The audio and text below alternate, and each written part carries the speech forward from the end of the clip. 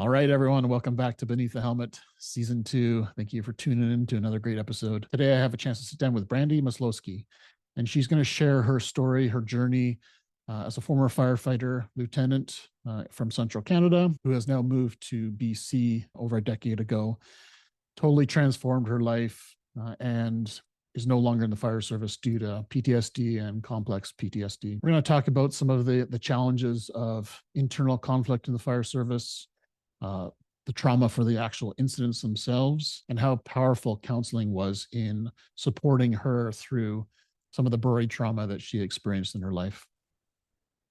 We also discuss how important family is and how important her husband was in being her partner by her side as she was being challenged by the horrors of PTSD. Brandy's the founder of Quilter on Fire podcast, a very successful podcast, as well as she's also a keynote speaker, an author, a writer, and she's also does a lot of workshops as well as judging other quilting competitions. So she found quilting as an outlet for her creativity and a way for her wellness to thrive through creativity. And so I think that message should be heard through this platform, because I feel that creativity is a huge part and a huge factor of our mental health and our own well-being. I know for myself, my creativity, tanked in my careers in the fire service. And I really, truly feel that I have a big part of creativity stuck inside of me. And I'm able to share that now with the world, which is, it is definitely a big part of my healing process going through burnout myself. So I hope you sit back, relax, enjoy this great episode with Brandy as she shares some of her nuggets, her wisdom, growing up with PTSD, leaving the fire service, some of the challenges around that, but finding creativity and family as pillars to our wellness. So until next time, stay well.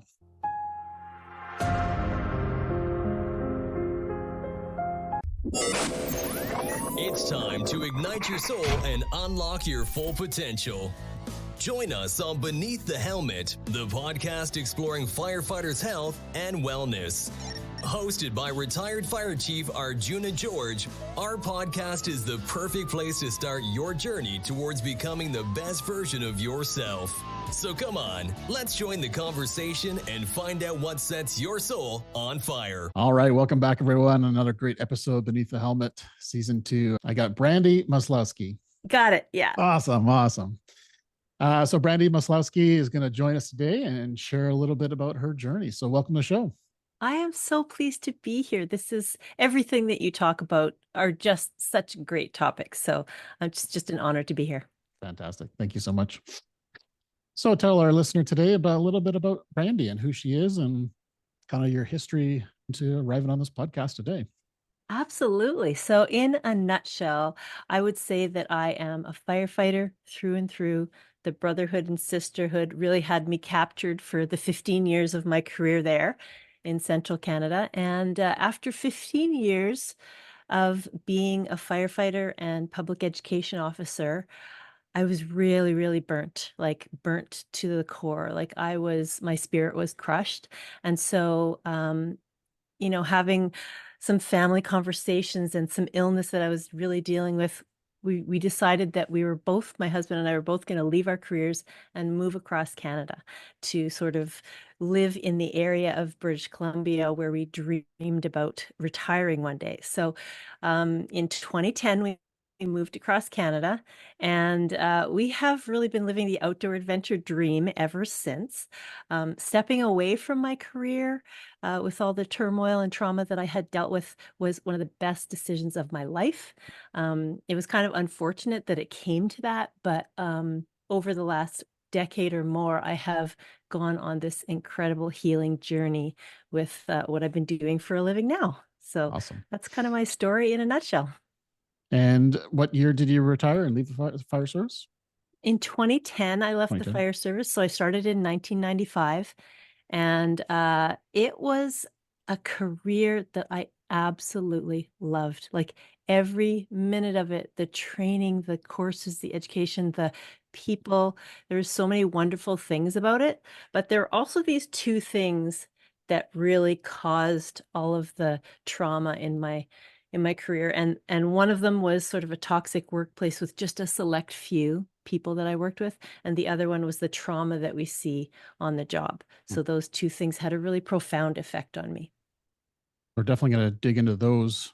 How was it leaving the fire service? Was there a big challenge to your like internal conflict of leaving, Oh, or was it a pretty cut and dry decision for you? it was one of the hardest decisions of Mm, my life because, firefighting runs my family. My father is a firefighter, mm, retired over 25 years now almost. mm, And my uncle was a firefighter, and I had a great great grandfather who was a firefighter.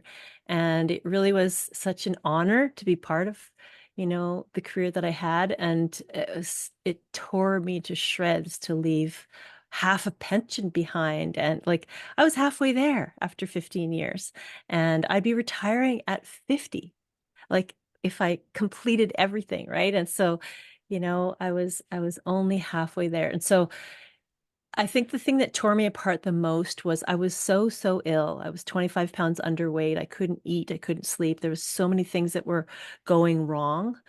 And I was at such a low point, and the doctors couldn't figure it out. And the people who were making the decisions didn't believe me. And I was told at one point when I was exiting, your doctor kind of said you've been going to counseling, and, we just think it's all in your head. mm, And so that was devastating for me. It made me kind of realize there's nowhere else for me to go if nobody believes me, and there's nothing else I can do. So I just have to escape this. I just have to do something for myself. I can't change other people, and I can't change what's happened to me. So I have to change the stress and get rid of it and then start something new. So that was my solution. mm. So, You recall a turning event, something that happened in your life that made you make this final decision? oh yeah, there was a couple Mm, things. Like one, I was doing a presentation that I had done 5 years in a row at this uh, all girls school, young women, I guess I would say, this all female school. I started doing a little fire safety presentation in their cooking class, and then the next year the teacher said, "Can you sort of do more of an assembly and just talk about you're a female firefighter and what that all means?" And I think one of my first big messages is, why are we called a female firefighter? Like, why aren't we just a firefighter like anyone else? Like, if I met a really a doctor, for instance, and I said, "Oh, you're a male doctor," like no one would ever do that, right? So, yep. anyways, I started doing this presentation on the stage for the full assembly, and it really was it was about fire safety still, but I talked about, you're about to go into the world. You can do what you love. You can do what you want. Your options are wide open, and be the person you want to be, and those kind of things. And just the visibility of me in that uniform was a huge like eye opener for a lot of those young women who are about to embark on life, that maybe I can be anything that seems more male oriented. Maybe I can be an electrician if I want to be, if I think that's really cool. And the fifth year I did that was like the last year on the job for me. And I remember standing on that stage telling those young, smart, brave women, you can do anything you want.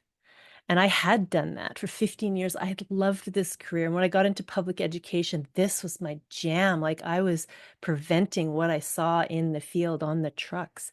And I remember standing there being so ill at that point and being so thin and sickly and thinking to myself, I think I'm telling the truth, but I don't think I'm really telling my own personal truth anymore because I'm so ill. Like it's not working for me, and I'm not doing what I want to do and thriving. So that was one point. And then that was really like going around in my mind.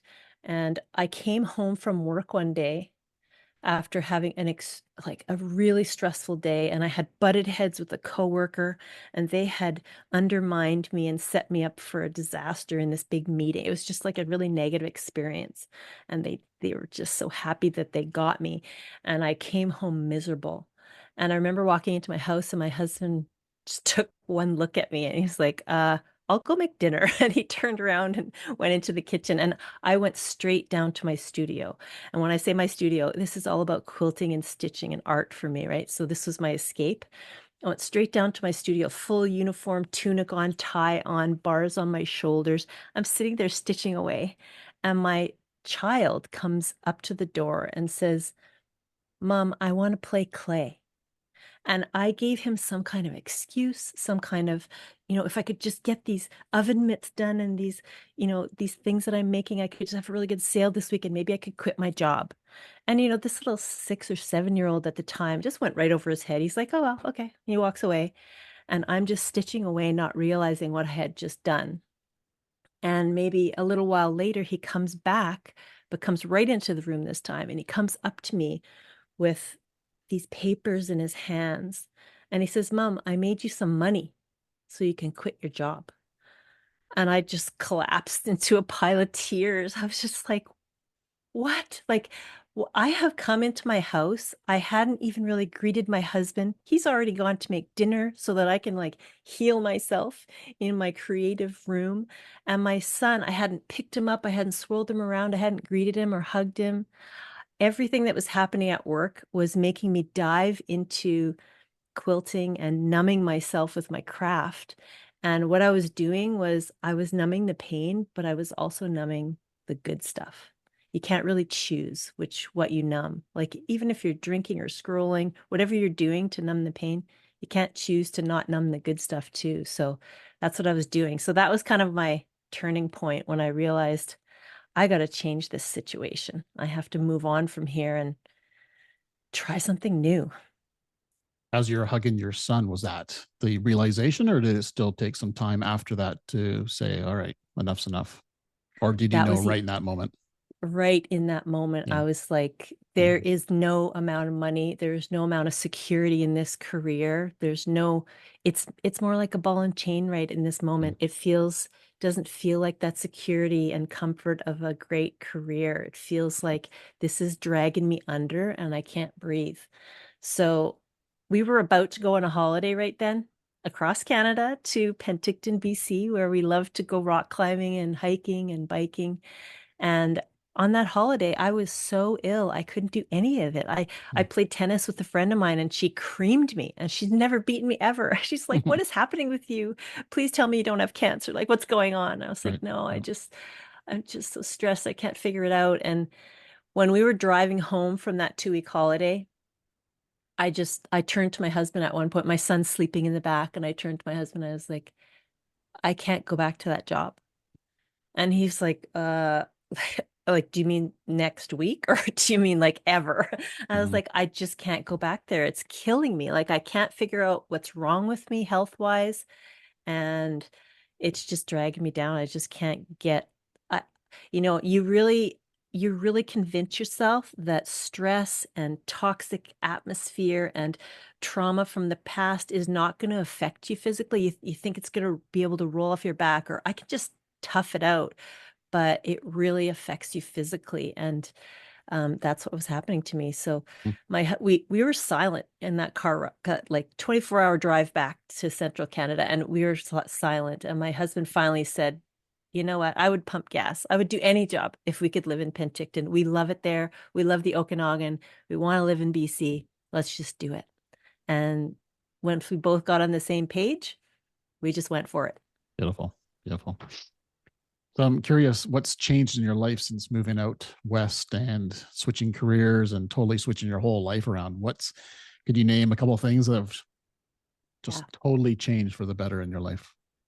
Well, I mean, I think the first thing was my health immediately. Like immediate. Like I think the one diagnosis I did have was irritable bowel syndrome because I wasn't able to eat anything. And so I was cooking trays of chicken and vegetables, and I would eat a cup of food at a time, like 5, 6 times a day. Like I couldn't even eat properly.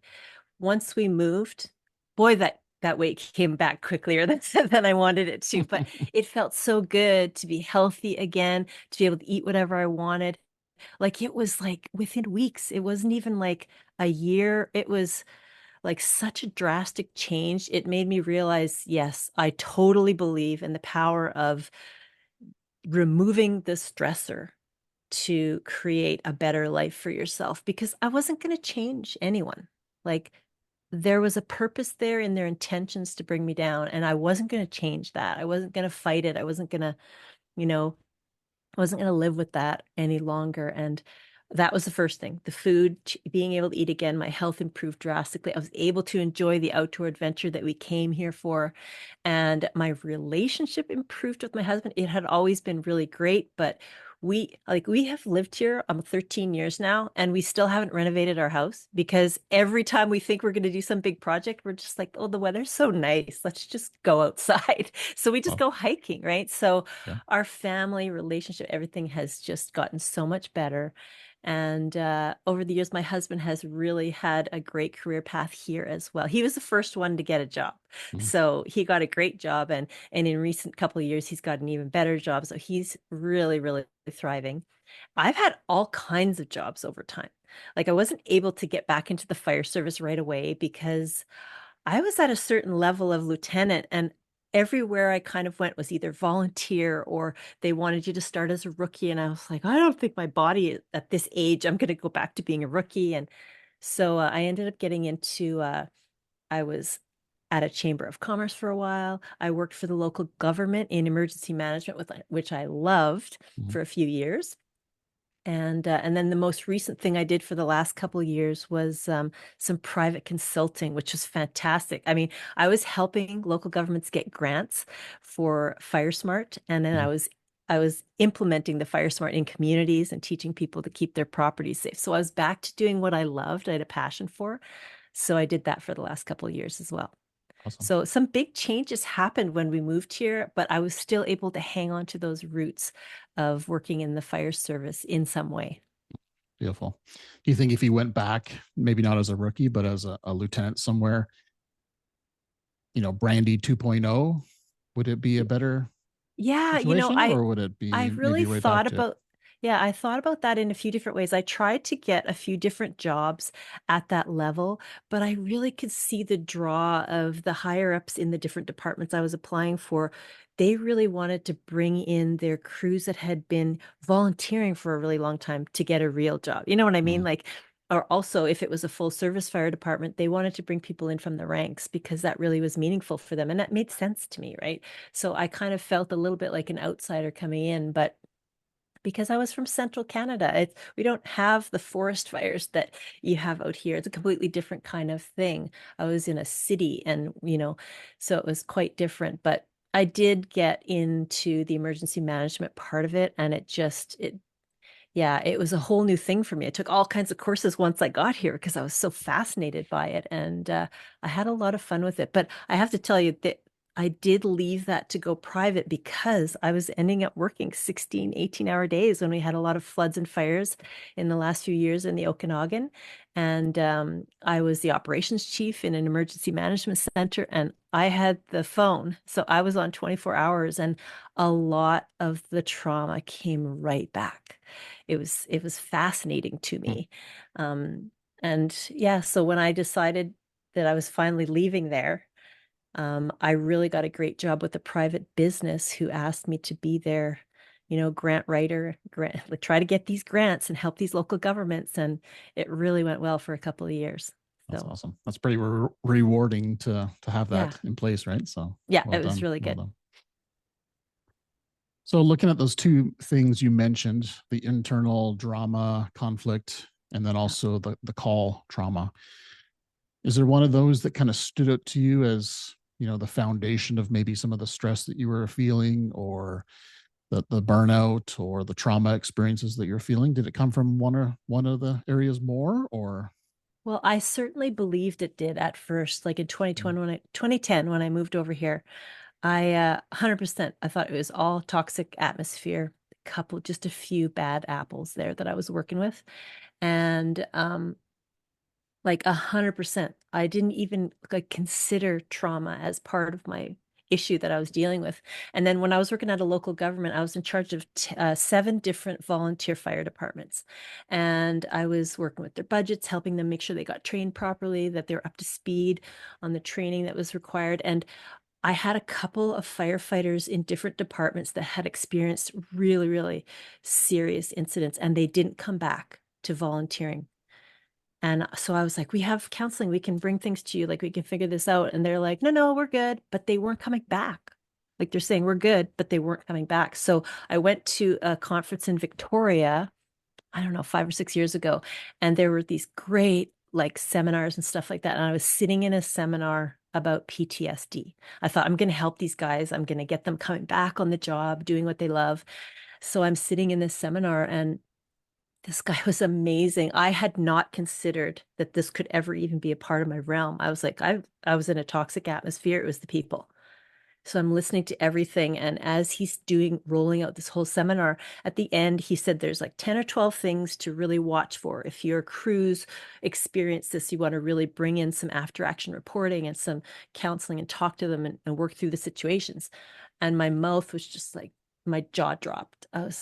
I had like 8 or 9 of the 10 things I had experienced. I had experienced infant mortality, transection even. I had seen all these things. I had coworker suicide I'd experienced, and all these things. I was like, oh my goodness, I wonder if I have PTSD. Like, there's no way. And I literally left that experience. I went into the bathroom and I sat in a stall by myself, and I phoned my husband. He's like, where are you? I was sitting in the bathroom stall by myself. Nobody else was in the bathroom. And I was like, do you think everybody who goes to this kind of presentation or workshop thinks they have PTSD? Because I am so sure that I have PTSD right now. And my husband was like, oh, Bran, like, you probably do. Like, Mm. just go check it out. Just get it checked out. And so I went, and I went to a psychiatrist first. And 3, 4 meetings later, I went maybe once a month for a little while, just to sort of, he did all these testing, and I filled out all these forms on the computer. I did all these different things. And the fourth appointment I was out there, I kind of said to him, are we kind of ruling this out, or do I have PTSD? Like, are we still working on figuring it out, or what? He goes, oh my goodness, if you don't know that you have complex PTSD by now, I'm not doing my job very well, because Right. we're already working on all the solutions here. Like, Yeah. and one thing that he said to me that was really profound, that hit me very hard, was he said, you've kind of figured it out over Mm. the last 25 years because you've been quilting to calm your mind and ease your pain all this time. So you need to keep doing that. You just Mm. kind of gravitated toward it and figured that out for yourself. So that's something you got to keep a hold of. So that really told me that healing through craft is a thing, right? Mhm. Like, when I'm stressed, I can feel my heart, I can feel my brain. I know that I'm going in those tangents. I can come down here and just stitch away my troubles. It was a big turning point for me to find out that I had Mhm. PTSD. You mentioned before that you would go down and start quilting and numb out essentially. Do you Yeah. find that you still numb out, or are you more present when you're quilting now? No, I'm definitely more present now. And Mm. I think that turning point where like, when you're told that you have this diagnosis, you're kind of like, oh my gosh, is this going to be a stigma now? Like, am I going to do I have to tell my friends, like, be careful with me, I have PTSD? Or, does everybody have to know, or can I deal with this with just my family? And I kind of let go of that stigma immediately and just said, this is awesome. This explains everything. This is so helpful to me because now I can learn about it. I'm like this lifelong, I need to be educated. I took every possible thing you could in the fire department and loved every minute of it. But I let go of the stigma immediately. I almost like forgave myself instantly for not really knowing that this could be possible. Mm. And then I just dove into it and tried to learn as much as I could about it. So, back to your question, quilting now is just a joy for me, because it's not like I better do this so I feel better. It's like I get to do this. And this is a healing thing for me. And I get to share it with other people too, with part of my story. So Beautiful. it's really come around for me as one of the most positive aspects of my life. Love it. Love it. So there's probably somebody listening right now who's trying to wrap their head around what complex PTSD is. Can you share a little bit about what your view of what that means Yeah. instead of just PTSD? Yeah. Like, I think, I mean, I'm no expert on it. I know that they told me I have it, but what I understand of it is, like, I can be triggered at any time. And it's ongoing as a result of multiple serious events and traumas. And it's a mixture of that toxic environment and the traumas that I witnessed on the job. And so I'll give you a couple of examples of how I can get triggered. So the way it manifests for me is I believe everyone around me is going to die. Always. Like everyone I look at, everyone I talk to, and I'm constantly in a battle with myself that they're okay. And I'm not in that job anymore, and I'm not responsible for their life, and I don't have to make sure they're okay.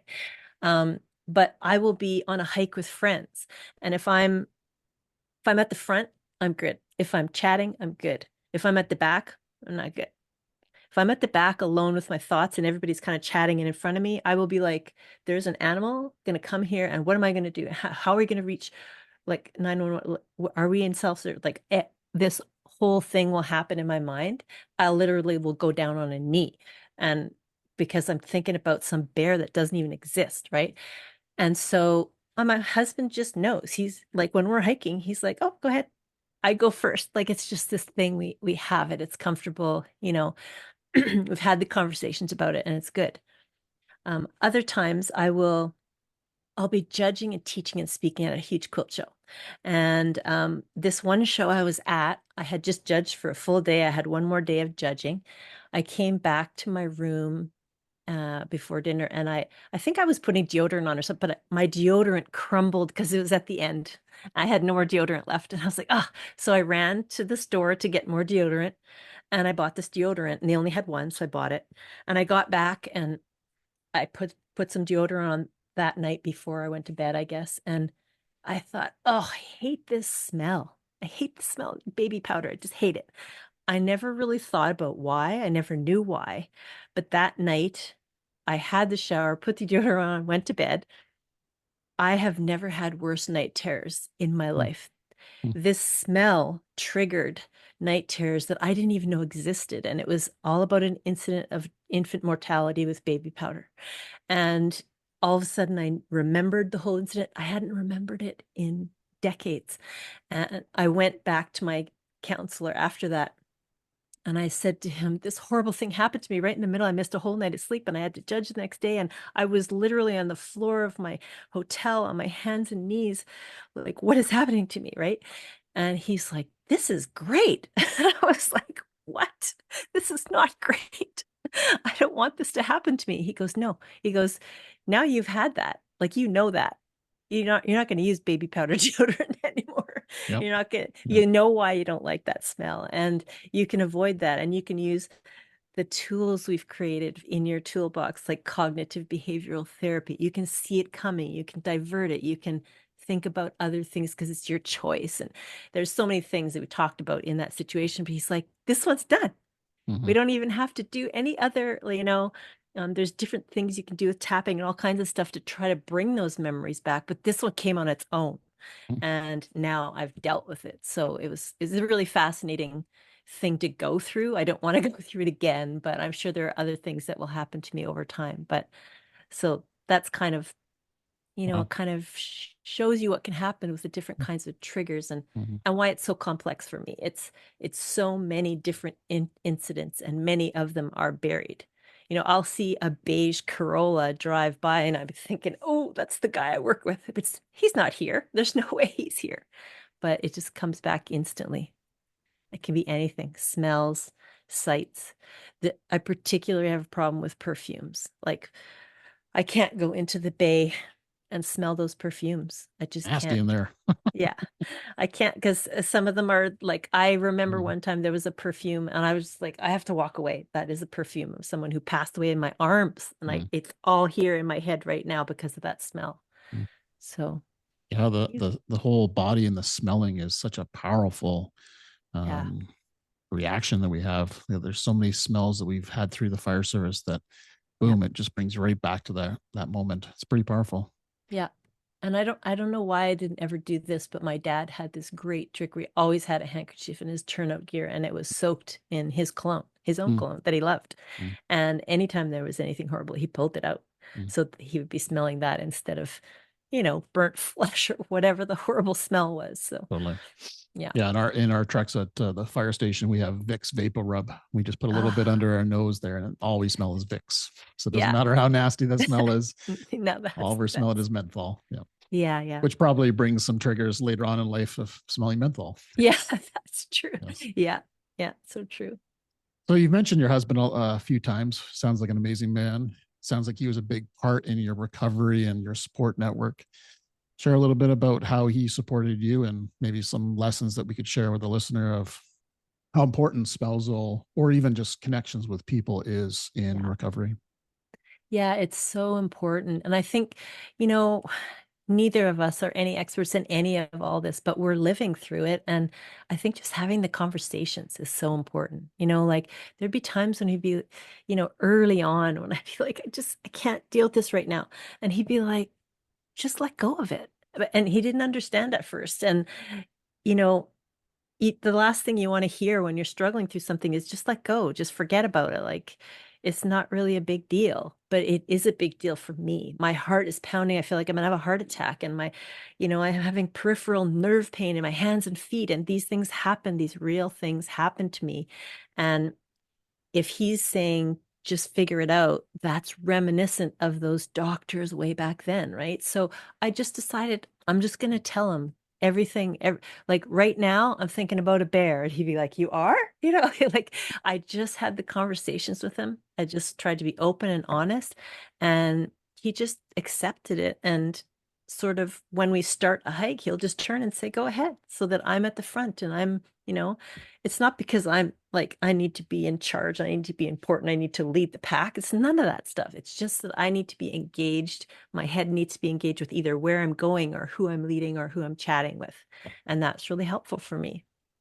And another really important aspect of the whole thing is family. I live with my mom as well for the last 13 years and my son, he's 21 now. And, you know, my son, no, oh, mom won't want to see that movie. Like it's important that they understand. Like we went to see a movie last night that opened on my birthday yesterday. Oh, well, And happy birthday. thank you, Deadpool and the Wolverine. And Oh, yes. Yeah. that's my threshold. I can Yeah. watch that one because it's funny and there's lots of blood and gore, but it's just so ridiculous that I can handle that. But when I watch, something that kind of has real stuff in it, that sticks with me for 6 months. Like a friend can tell me a story about a kid falling on a treadmill and becoming a vegetable. And I'll be like, 6 months later, I'm still thinking about it. And they're like, "You are?" So that, I really try to make sure that my family, my friends kind of understand. My husband watches all the news in central Canada and here. He still keeps up with all the news that's happening all over Canada. I never look at anything. He tells me the highlights, what I need to know. And that's just, he does that and it really works for me. I can't even scroll through Instagram because all of a sudden somebody's getting their finger bit off by a fish and I just can't let go of it for a month or two, like, oh, that guy got his finger bit off. And it just sticks with me in this, it just sticks so hard with me in my brain and I obsess about it a bit and I can't get over it. And when I talk about it 2 months later, my husband's like, that happened so long ago Mm-hmm. and you're still there. So yeah, so he takes care of the looking at the news and let me know what's up. Yeah, unfortunately, there's a lot of people that don't have that support network, right? And it's Yeah. such a critical thing to be supported by somebody who loves you, right? So, Yeah. yeah, it sounds like you're very lucky in that situation of having an amazing partner and an amazing son and mother. And Yeah. um, yeah, it's a tricky situation. Did you have to find yourself educating them or just sharing your story? I don't think I really provided them with any education of any kind. I mean, I was still trying to figure out the education around the whole thing. Mm. I think what I really did was I just told them the words they needed to know so that I was comfortable. And I would say, this is not working for me. I can't sit in this spot or, something. And Mm-hmm. they just would change it. And then next time they'd know, right? So I was just honest with them and I would go in so let's say my son stayed out late, like he's 21 now, but years ago, if he would stay out late at 2, 3 in the morning, the next day I'd have a conversation with him like, you're old enough to make these decisions yourself, but I just need to know you're okay. So if you could just text me. So it's a little different. Like someone looking in might think I'm sort of a helicopter or hovering parent, but I think my child's going to die every single day. So I'm different than the average parent. Like when my son was born, I could hear him breathing from, like, I was checking on him all the time, and it was unreasonable the amount of times I would go into his room. And my husband had to figure out how we could deal with that. So he actually started doing some checks, and it was just really like, I will talk to my son if he's done something like stay out late at night, just so that I can, please just send me a text to tell me you're okay. Or if I'm stressing, I will just send you, our little keyword will be hey. I'll just send you a hey. And he'll just be like, Mom, I'm good, having fun, no worries. And it just really works. He's not thinking, oh, she's so checking in on me all the time. He's thinking, oh, she's worried, and I can ease her mind. So it changed that mind shift a little bit. He doesn't feel like I'm prying on his life. He can let me know what's Beautiful. happening and make me feel good. So quilting on fire. So Yeah. how did this come into play quilting on fire, where'd that name come from first? But I know you've been quilting for a long time. Yeah. But tell us a little bit about what that's done to your mental health, your well-being, and kind of how you're sharing your quilting expertise. Yeah, for sure. I'm having so much fun. It's kind of reminiscent of what you're doing Mm, after your career. But um, I started off like in those early days when we would get all our chores done. We'd have no calls at the moment. We had some free time in the fire stations. I would be up in the dorm by myself, hiding out, stitching the edge of a quilt. And, the guys are downstairs like, oh, I think she's knitting again. I don't know what she's doing up there, but whatever. And I'd be like, I don't care. This is what I want to do. So it started way back then. I think I started quilting when I was 19 or 20. And moving way ahead to 2010 when I left my career and moved here, I really wanted to make a go of it. So I wrote a children's picture book about quilting to share the heritage of quilting with kids, because I didn't want it to be a dying sort of craft. And I started a podcast way back in 2013. I'm having so much fun with that. It awesome. is one of the biggest podcasts in the quilting world right now. So I Mm, really am enjoying that. I think the name Quilter on Fire specifically came because I'm a firefighter. And I really feel like it just, my whole life has ignited with passion. Like, I mean, that sounds like such a buzzword. Everybody wants to find their passion, but like, this is so much fun for me. And it had so many directions I could go. Like right now in my quilting career, my after career, it's like following your passion and doing that career. I'm a teacher, I'm a speaker, I'm a judge. I am a podcaster. I'm the editor of Quilting Arts magazine. I just appeared on Quilting Arts TV for the first time.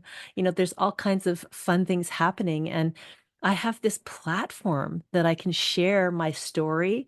And I can't tell you how many people come up to me after I do my lecture. Like I have 3 or 4 different lectures, but my main lecture about my story, people come up to me and they say, I'm an engineer and I've worked in a man's world. And, they mm, resonate with me. And sometimes someone will come up and say, my house burnt to the ground. And then we'll have a chat afterwards. And I'll be in the US doing a lecture, and the last time I was in Huntsville, Alabama, a quilter came up to me with a whole bunch of Tim Hortons tea because they've been following me for so long and they know I'm Canadian and they know I love Timmy's. And I was just like, how did you get tea down here? They're like, my sister lives in Alberta and she sent me some so that I could give it to you because I knew oh, you no were way. coming. Oh, that's I'm funny. like, this is the sweetest thing ever, right? Mm, So I'm having a lot of fun. And like, I have a podcast lounge at some of the biggest quilt shows across North America.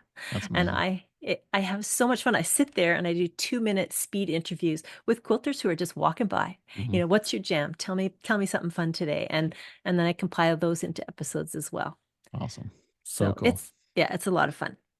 So give us a plug on how we tune into that podcast. Well, you can find it anywhere. I think I'm on every platform possible, but it's called the Quilter on Fire podcast. And of course, if you love quilting, you will love that podcast. But we touch on mental health now and then. I have coaches on there sometimes, and yeah, it's a lot of fun. It really is a testimonial to do something you love, whether Mm, it's athletics or your craft or your sport or anything that you want to do. If you're a gardener, like do something you absolutely love just to ease your mind, soothe your soul, and give yourself a little bit of a better life. 100% there. 100% Yeah. there. So what does Brandy do on a day-to-day basis to maintain your own wellness and your well-being besides quilting? Because I think we've nailed that one. That's a go-to for 100%. Yeah. But what else do you have in your toolbox that keeps Brandy feeling amazing every day? Well, one thing I worked on really hard with my counselor, because I go to counseling a lot. It is one of the best things I've ever done. Counseling is just so crucial for me. But she helped me come up with the daily checklist. And I'm telling you the truth right now. I do not do it every day. I have to forgive myself every day when I don't do it. But I have a morning checklist and an evening checklist. And some of the fun things on there, they just get my day rolling in a really good start, you know? Like I used to sleep 2 to 3 hours a night when I first Mm. moved here. And I had so much night terrors, I just couldn't even function. And especially when I got back into emergency management, the night terrors were just really coming back. And my counselor at the time, the psychiatrist actually said to me, "When do you sleep? 2 to 3 hours. That's just not, you can't function that way. We have to somehow change that. When do you sleep?" And I said, "Well, I sleep when, as soon as I'm in a vehicle, I'm out." And my husband's like, "Oh, there she goes again. She's sleeping." Every time I go on a road trip, she's sound asleep. If we're watching a movie, if I've got my head on his chest, I will just pass right out because I'm so tired from getting no sleep. And this psychiatrist said, "Bingo. You fall asleep when you got your head on his chest. So you have to go to bed at the same time as him." And I was like, "He goes to bed at 9 o'clock." I don't want to go to bed that early. So my husband agreed he'll try to stay up till 10. And instead of me going to bed at 1 or 2 in the morning, I'll try to come back and go to bed at 10. So when we go to bed and we're together and my mind is engaged with him and we're cuddling, that really helped me fall asleep. Mm. And so part of my morning checklist, or like part of my routine, is I go to bed at 10 p.m. every night and I get up at 5. Now, 5 might sound early for some people, but that's 7 whole hours of sleep for me, which is huge. This is about 2.5 years ago that I implemented this. My whole life changed. Once I started getting 7 hours of sleep, like consistently, I was just like, my health issues are evaporating and I feel Mm. great and I have energy and I can eat what I want to eat. That's pretty healthy, but I'm doing really well. So I did that. And then I also implemented this morning routine and evening routine. And for me, it goes down to the very basics because with PTSD, I will not do any self-care. And it's horrible for other people. Like I will be walking around, my husband's like, "Did you have a shower?" And like, "When's the last time you had a shower?" And I'm like, I have no idea. I do not think of myself. I do not. It'll be 2 in the afternoon and my husband will come down to my studio and he'll say, "Did you eat anything today?" Nope. So my morning routine is brush your teeth, have a shower, workout, not in that order, but workout, brush your teeth, shower, drink a huge thing of water, have a nice breakfast, start your day, right? Mm. I have to have brush your teeth on there or I will not do it. Mm. That's just, I don't know. Self-care disappears when you're in trauma. And so that was a real serious thing. And so the evening routine is something similar. Like I have no phone for an hour before I go to bed. The lights are dimmed. I have a calming routine. Try to do sort of methodical type of tasks like folding laundry or doing the dishes or the manual type of things before bed rather than scrolling on my phone to keep my mind awake. And one really fun thing I implemented in my evening routine is a 15-minute power chore. And so that's really good because I will go out into the wilderness before I will do any chores around my house. So having, like I'll do a 15-minute, I'm just going to dust this whole shelf. I don't even know when the last time I dusted it. So I'm going to dust this shelf. And then the next day you're kind of like, "Oh, that shelf looks so much better. Like, why didn't I dust that earlier?" Mm. But that just finding something I can do for 15 minutes, cleaning a little drawer, just anything, right? I'm going to scrub the back of the stove because it's getting a little greasy over there, like just some little thing. So having that morning and evening routine has really helped me. I love it. It Yeah. makes a lot of sense too, because if you're in survival mode, which PTSD, you're kind of in fight or flight survival mode, Yeah. the last thing you care about is clean teeth or, Yeah, I know. smelly armpits is like, that's the last thing you Yeah. smell, you even feel like, right? So yeah, it makes a Yeah. lot of sense. Yeah. Hmm. I really realized I was having a problem with self-care when I was in the fire department. And I had to go beyond some of my superiors to ask if I could go and take the stress course. So it's like a city course that you could go in plain clothes, nobody would know. And you're learning about stress in the workplace. Pretty simple. I went to this course. It was a 2-day thing. And the second day we do a stress test. Really, it was interesting. You have to just honestly try to answer everything. And it's sort of a stress test that determines, if there's things you have to change in your workplace. And so on the third day in the morning, I went to work and I was like sitting in my vehicle, 7 a.m., 7:30, 7:45, 7:52. I was just like, oh, I don't want to go into work. I just didn't want to see those people. I get the phone call from this gal who was running that course. And she's like, "Where are you?" I said, I'm in my car. I don't want to, I just don't want to go into work. She's like, "You need to come see me right now." And I was like, "Why?" She said, "Just come and see me." So I just drove straight to her office and she said, "How are you doing?" And I said, "I think I'm okay. I just wanted to learn, take the course." And she goes, "I don't think you're okay." She said, "You ranked kind of in the suicidal range on this stress test." And I was like, "What? No way. Like, I am not, I would never do that to myself or my family." She goes, I know that, but your self-care is like, tell me about what you did today. Did you brush your teeth? I had no, I didn't even like know. It was a hard no for doing my hair, brushing my teeth. I didn't have a shower. I'd pulled on my uniform and gone, right? And so I had that realization that, oh yeah, I'm not even caring for myself personally at this point. So something has to change. You sure have made a massive transition in your life, eh? And Yeah. I love seeing your smile. And last time we chatted, you were smiling and definitely in good spirits. So it's beautiful Yeah. to see. What's one message you would share with the listener today that you would regret if you didn't share it with the audience?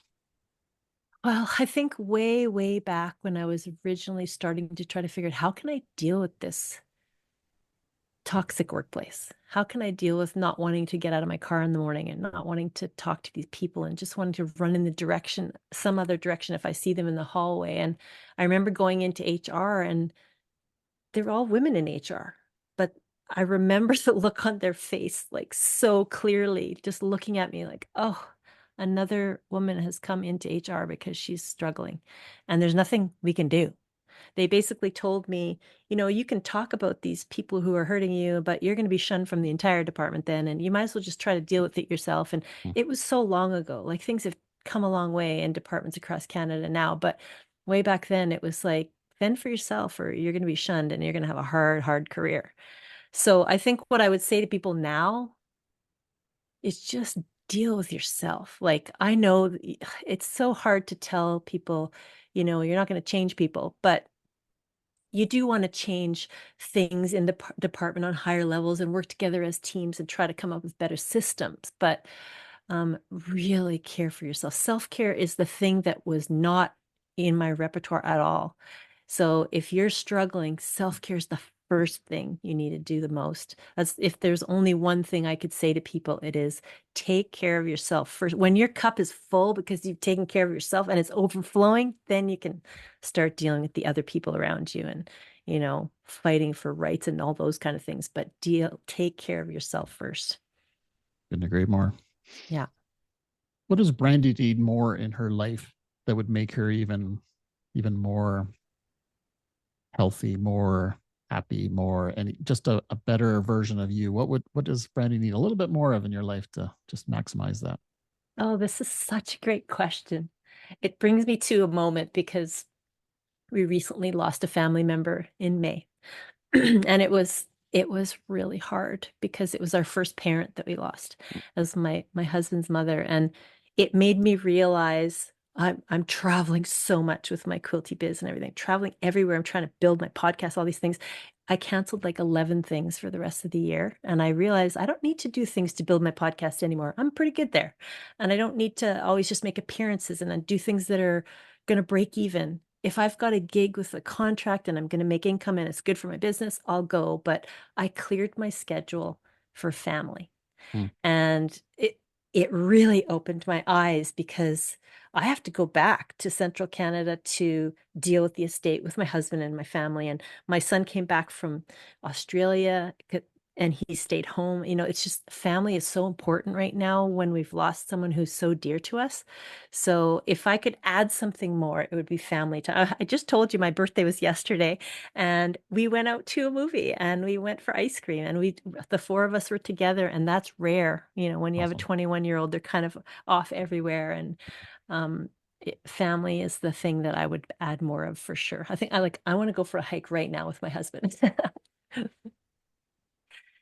Well, I'm so stoked that you were able to carve out some time to chat with our audience today, because I think, as you mentioned, you have a very busy schedule and you're traveling all over the place, and obviously some stuff with the family. So, Yeah. thanks for sharing your story and your nuggets, and really appreciate that. Oh, this was an absolute honor. I really admire everything you've done in the last few years, and listening to some of the podcasts that you've put out there already. You're doing such a great thing for the world. So thank you so much for having me. Oh, I appreciate that. Any final words, Brandy, to our listeners? Anything you want to share? Everybody talks about go find your passion, go do your passion. If I had one more thing to say, I would say go and explore. You don't have to figure out what your passion is right now. Just it's the journey. It's the journey that's the thing. It's the exploration that's the thing. So instead of putting this parameter on yourself that you got to figure out what you're going to do in your retirement or in your spare time for fun, just go explore, try everything, and have some fun. I love that. I just recently was chatting with somebody and we're talking about a gap year, and we're all very familiar with a gap year in going from high school to university.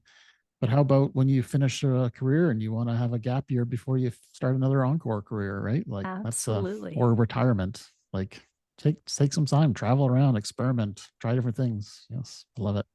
Yeah, such a great idea. Yeah.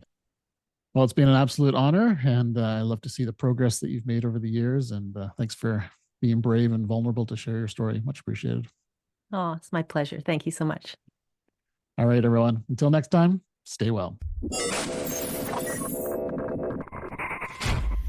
Thank you for tuning in to Beneath the Helmet. We hope that this podcast has provided you with valuable insights into the world of firefighters' health and wellness. Remember, caring for your physical, mental, and spiritual well-being is crucial to achieving optimal performance. Join us next time on Beneath the Helmet for more inspiring conversations. Until then, stay well.